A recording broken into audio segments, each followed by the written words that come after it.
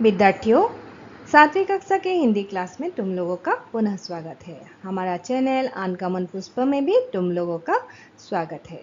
मैं आज तुम लोगों के लिए लाई हूँ तुम लोगों के पाठ्य पुस्तक का एक पाठ जो है चाय असम की एक पहचान।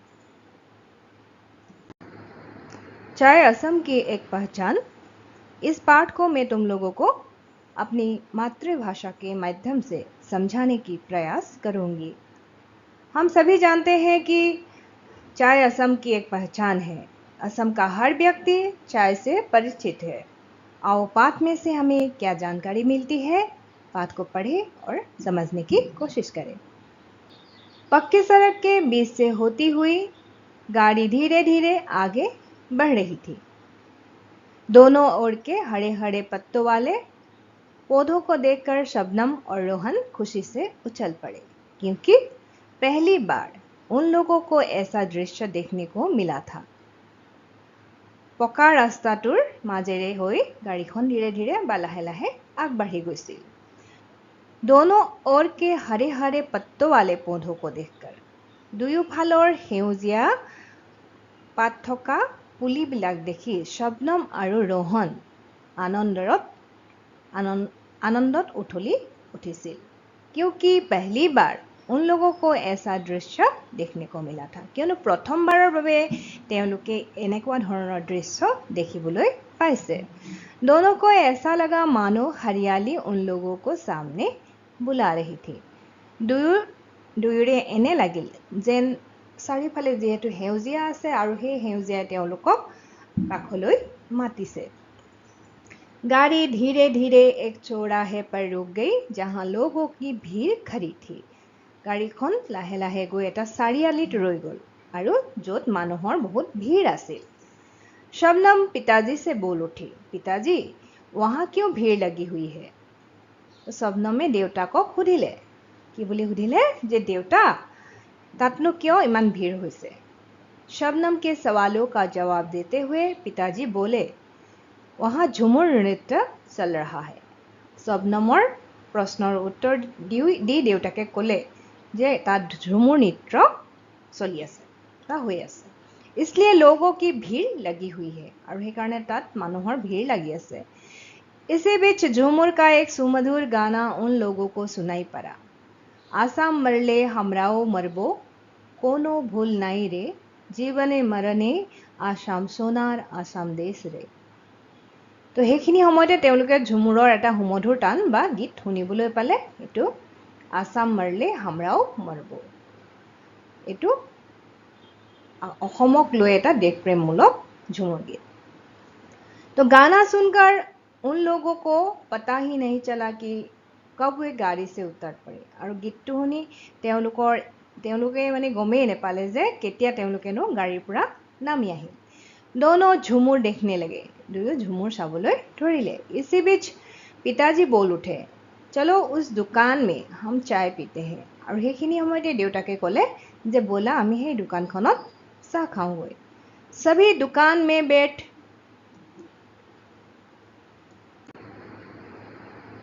गए और সকলোৱে दुकानत বহি ল'লে। चाय की चुस्की लेकर शबनम बोल पड़ी, वाह पिताजी, यहाँ की चाय का स्वाद ही कुछ निराला है, आप पीकर देखिए ना पिताजी।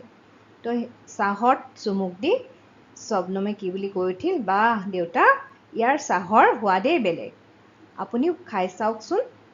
चाय के कप पर मुंह रखकर पिताजी बोलने लगे, हाँ चाय तो बहुत अच्छी बनी है, इसकी खुशबू भी बढ़िया है, यह चाय हमारे असम की है। तो তেতিয়া দেউতাকে কি বুলি ক'লে যে চাহৰ কাপত মুখ থৈ ক'লে, হয় চাহখিনি বহুত ভাল আৰু ইয়াৰ গোন্ধটো ভাল, আৰু এই চাহ আমাৰ অসমৰ, यह हमारे असम की एक पहचान है, আৰু এই চাহে আমাৰ অসমৰ এটা পৰিচয়। आते समय सड़क के दोनों ओर तुम लोग जो हरे हरे पत्तों वाले पौधे देखते हुए आए हो, यह वही चाय है जो हम लोग पी रहे हैं। तो অহাৰ সময়ত তোমালোকে ৰাস্তাৰ দুয়ো কাষে যি সেউজীয়া গছৰ বা সেউজীয়া পাতৰ পুলিবিলাক দেখিছিলা, সেইবিলাকেই হৈছে চাহ গছ আৰু যি আমি এতিয়া খাই আছো। চলো देर हो रही है। बोला এতিয়া দেৰি হৈছে। वे लोग फिर रवाना हुए। गाड़ी चल पड़ी और তেওঁলোক পুনৰ যাত্ৰাত আগবাঢ়িল আৰু গাড়ীও চলিল। गाड़ी की गति धीरे धीरे बढ़ने लगी। गाड़ीर गति लाहे लाहे बढ़िবলৈ ধৰিলে। बातों बातों में रोहन ने पिताजी से पूछा। कथाए कथाए रोहने देवता को सुधिले, पिताजी इन हरे हरे पत्तों से चाय कैसे बनती है? तो देवता এই সেউজীয়া সেউজীয়া পাতবিলাকৰ পৰানো চাহ কেনেকৈ তৈয়াৰ কৰা হয়? हाँ, तुमने बहुत अच्छा सवाल पूछा है। सुनो, चाय के बगीचे से पहले हरे हरे कोमल पत्ते तोड़े जाते हैं। यह काम चाय मजदूर लोग करते हैं। तो হয়, তুমি বৰ ভাল প্ৰশ্ন এটা সুধিলা। দেউতাকে কৈছে যে শুনা, চাহৰ বাগিচাত সেউজীয়া সেউজীয়া কোমল পাতবিলাক বা চাহৰ বাগিচাৰ পৰা এইবিলাক ছিঙি অনা হয় আৰু এই কাম চাহ মজদুৰবিলাকে কৰে। इतने में शबनम खुशी से चिल्ला उठी, अरे भैया देखो तो वे महिलाएं एक साथ चाय की कोमल पत्तियां तोड़ रही है, कितनी अच्छी लग रही है। तो शबनमे বৰ আনন্দৰে সেইখিনিৰ চিঞৰি উঠিল যে চোৱাচোন ককাইদেউ, সেই যে মহিলাসকলে কি কৰিছে, একেলগে চাহৰ কোমল পাতবিলাক ছিঙিছে, কিমান ভাল দেখিছে বা ভাল লাগিছে। हाँ हाँ, वे बहुत अच्छी लग रही है। হয় হয়, তেওঁলোকক দেখিবলৈ বৰ ভাল লাগিছে। रोहन बोल पड़ा। रोहने ক'লে, पिताजी दोनों की बातों को आगे बढ़ाते हुए कहने लगे, साधारणतः चाय बगीचों में पत्ते तोड़ने का काम ज्यादातर महिलाएं करती हैं। देवताके दुइरे কথাটো আগবঢ়াই ক'লে বা ক'বলৈ ধৰিলে যে সাধাৰণতে চাহ বাগিচাবিলাকত পাত তোলাৰ কামটো কোনে কৰে? বেছিভাগ মহিলাই কৰে। इसके बाद पत्तों को CTC मशीन पर दिया जाता है। तार पाছত पातবিলাকক CTC मशीनत दिया है। इस तरह मशीन से कई प्रकार की चाय निकाली जाती है और तार পৰা মেচিনৰ পৰাই কেইবা প্ৰকাৰৰ চাহ উলিওৱা হয়। यहाँ से कुछ ही दूर पर जोरहाट के टोकलाई में विश्व का प्रथम और एशिया का सबसे बड़ा चाय की research centre Tocklai tea research centre अवस्थित है। ইয়াৰ পৰা কিছু দূৰতে যোৰহাটত টুকলাইত অৱস্থিত বিশ্বৰ প্ৰথম আৰু এছিয়াৰ সকলোতকৈ ডাঙৰ চাহৰ ৰিচাৰ্চ চেণ্টাৰ হেতু হৈছে টুকলাই টি ৰিচাৰ্চ চেণ্টাৰ আছে। मौका मिले तो हम कभी इसे देख लेंगे और सुविधा पाले आमी निश्चय एटू सामगৈ बा हेतु सामगৈ। शबनम पिताजी की सारी बातें सुन रही थी। शबनमे देवताকৰ সকলো কথা শুনি আছিল। वो बोल पड़ी। ताई कोले, पिताजी हमारे असम में चाय की शुरुआत कब और कैसे हुई? थोड़ा सा बताइए ना। तो देवता, অসমত কেনেকৈনো চাহৰ আৰম্ভণি হ'ল और केতিয়া হ'ল সেই বিষয়ত আপুনি অলপ কওক। शबनम के आग्रहपूर्ण सवाल का उत्तर देते हुए पिताजी कहने लगे। शबनমৰ आग्रहपूर्ण प्रश्नर उत्तर दी देवताके ক'লে বা ক'বলৈ ধৰিলে, धान की खेती की भांति चाय की खेती की शुरुआत भी सबसे पहले चीन में हुई। धाনৰ খেতিৰ দৰেই চাহৰ খেতিও আৰম্ভণি ক'ত হৈছিল? চীন দেশত। चीन के बाद भारत, श्रीलंका, जापान आदि विश्व के कई देशों में धीरे धीरे इसकी शुरुआत होने लगी। चीনৰ पाছতে भारत, श्रीलंका, जापान आदि विश्वर विभिन्न देशत लाहे लाहे यार आरंभणि होবলৈ ধৰিলে। चाय शब्द चीन देश से आया है और चाय शब्दটো ক'ৰ আহিছে? चीन देशৰ পৰা। यहाँ चाय को चा बोला जाता है। अंग्रेजी में इसका प्रतिशब्द है टी और ইয়াত চাহক তাত কি বুলি কোৱা হয়? চীন দেশত চাহ বোলা হয় আৰু ইংৰাজীত ইয়াৰ প্ৰতিশব্দটো হৈছে टी। सिंगफो जनजाति चाय को फिनाप अथवा फालाप नाम से जानते हैं। सिंगफो जनजातिয়ে চাহবিলাকক কি বুলি জানে? চাহক फिनाप বা फालाप বুলি জানে और आहम लोग चाय को नाम फालाप शब्द से जानते थे। আৰু आहम মানুহবিলাকে चाहक नाम फालाप बुली जानिছিল। नाम का मतलब है पानी और फालाप का मतलब है चाय। नामर मतलब होइसे बा नामर अर्थ होइसे पानी और फालापर अर्थ होइसे चाह। इस प्रकार दोनों के मिलने पर अर्थ हुआ चाय पानी और दुइरे मिलनत होल चाह पानी। 1823 में ईस्ट इंडिया कंपनी के एजेंट मेजर ब्रूस साहब को सिंघफो के राजा ने 1823 চনত ইষ্ট ইণ্ডিয়া কোম্পানীৰ এজেণ্ট মেজৰ ব্ৰুচ চাহাবক সিংফো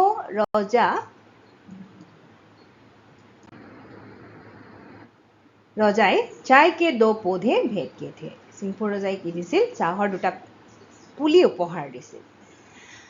उसके बाद रॉबर्ट ब्रुस साहब ने असम में चाय की खोज की और तार पाछते रॉबर्ट ब्रुस साहबे অসমত চাহৰ खोज करिले माने चाह विचारिले। इस काम में असम के प्रथम चाय कृषक मनीराम देवान ने भी उनकी मदद की थी। इस तरह रॉबर्ट ब्रुस साहब की खोज से ही असम में चाय की खेती का श्री गणेश हुआ था। चाय के 2 पौधे भेंट किए थे, चाहर 2टा पुली उपहार दिसिल। उसके बाद रॉबर्ट ब्रुस साहब ने असम में चाय की खोज की और तार पाछते रॉबर्ट ब्रुस साहबे অসমত চাহৰ अनुसंधान करिले। इस काम में असम के प्रथम चाय कृषक मनीराम देवान ने भी उसकी मदद की थी और এইখিনি मनीराम देवानेও তেওঁ কি কৰিছিল অসমৰ চাহ খেতিয়ক मनीराम देवाने তেওঁ সহায় কৰিছিল। इस तरह रॉबर्ट ब्रुस साहब की खोज से ही असम में चाय की खेती का श्री गणेश हुआ था और এইদৰে रॉबर्ट ब्रुस साहबर অনুসন্ধানতেই অসমত চাহৰ খেতিৰ হোৱা আৰম্ভণি হৈছিল।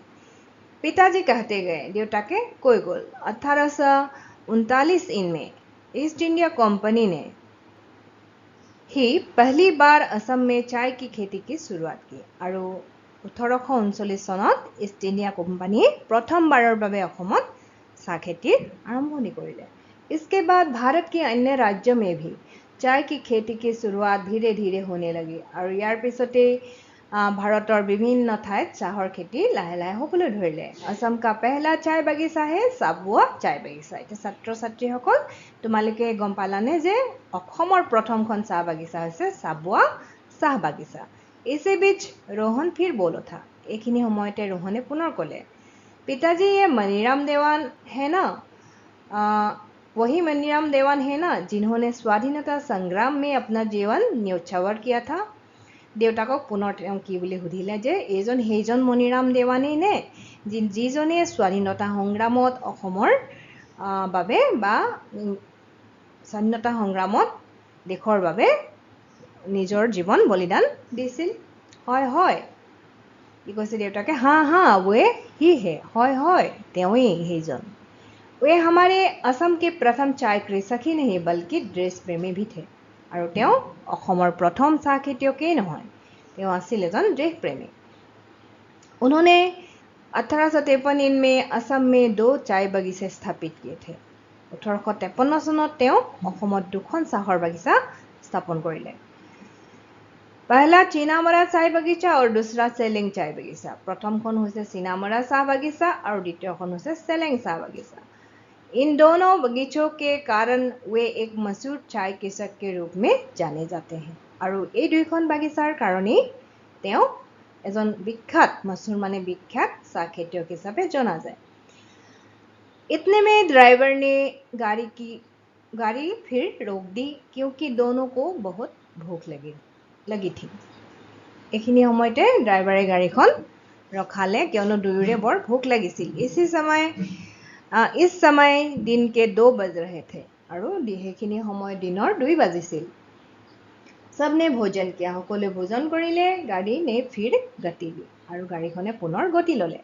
पिताजी फिर बोलने लगे, देवताके पुनर चाहर विषय आरंभ करिले जे हमारे असम में छोटे बड़े कई चाय बगीचे हैं। हमार অসমত সৰু ডাঙৰ বহু চাহ বাগিচা আছে। 2001 के आंकड़ों के अनुसार हमारे असम में लगभग 2500 छोटे चाय बगीचे हैं। 2001 চনৰ জৰীপ মতে অসমত প্ৰায় 1500 সৰু সৰু চাহ বাগিচা আছে। ज़्यादातर चाय के बगीचे ऊपरी असम में स्थित है और बेছিভাগ চাহৰ বাগিচা ক'ত আছে বুলি ক'লে উজনি অসমতেই আছে। पिताजी और कुछ कहना चाहते थे कि रोहन बीच में बोल उठा, पिताजी लोग चाय क्यों पीते हैं? देउताके আৰু কিবা ক'ব খোজোতেই रोहने पुনৰ কৈ উঠিল যে देउता মানুহে চাহ কিয় খায়? क्या इसकी कोई उपयोगिता है? यार किबा उपयोगिता আছে ने? हाँ क्यों नहीं? देउताके की ক'লে যে হয় क्यों নহয়? पिताजी ने उत्तर दिया, साधारणतः लोग शरीर एवं मन में ताजगी लाने के लिए चाय पीते हैं। साधारणতে মানুহে শৰীৰ আৰু মনত ताजगी বা সতেজতা আনিবলৈ কি কৰে? চাহ পি খায়। इसके साथ साथ और कई भी वजहें हैं जिनके कारण लोग चाय पीते हैं। तार लगते और बहु कारण আছে যিবিলাকৰ কাৰণে মানুহে চাহ খায়।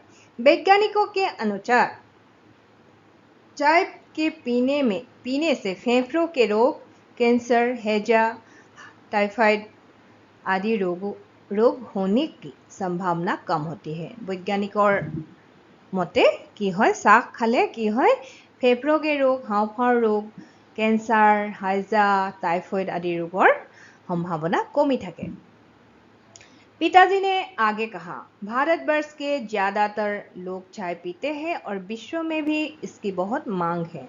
ভাৰতবৰ্ষৰ বহু লোকে চাহ পি খায় আৰু বিশ্বত কি হয় ইয়াৰ বহুত मांग আছে মানে চাহিদা আছে।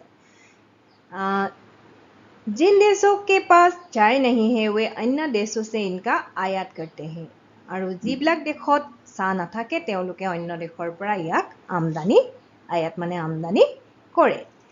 विश्व में सबसे ज्यादा चाय असम में ही होती है क्योंकि यहाँ की मिट्टी चाय की खेती के लिए बहुत उपयोगी है। ছাত্ৰ ছাত্ৰীসকল তোমালোকে জানিলানে যে বিশ্বৰ সকলোতকৈ বেছি চাহ খেতি ক'ত হয়? অসমত। আৰু কিয়নো ইয়াৰ মাটি চাহৰ কাৰণে बहुत उपयोगी। असम की चाय की विश्व बाजार में एक अलग पहचान है और অসমৰ চাহৰ विश्व बाजारत एक সুকীয়া পৰিচয় আছে। कहा जाता है कि चाय के कारण ही अंग्रेजों ने असम में पहली बार 1885 में रेलगाड़ी चलाने की व्यवस्था की थी। আৰু কোৱা হয় যে চাহৰ কাৰণে ইংৰাজসকলে কি কৰিছিল প্ৰথমবাৰ 1885 চনত रेलगाड़ी चलोৱাৰ व्यवस्था কৰিছিল। इस तरह देखा जाता है कि हमारा असम चाय के लिए ही आज विश्व में प्रसिद्ध है। আৰু इदरे देखा जाए जे আমাৰ অসম চাহৰ কাৰণে विश्व प्रसिद्ध বা বিশ্বত विख्यात। ऐसे ही गपशप करते करते वे लोग शिवसागर पहुंच गए और এনেদৰে गपशप माने कथा बतरा पाती आनंद फूर्तिरे তেওঁলোকে গৈ গৈ অৱশেষত শিৱসাগৰ পালেগৈ। ছাত্ৰ ছাত্ৰীসকল তোমালোকে পাঠটো নিশ্চয় বুজি পালা। মই পুনৰ এটি পাঠ লৈ তোমালোকৰ কাষলৈ আহিম। आज के लिए यही सही। धन्यवाद।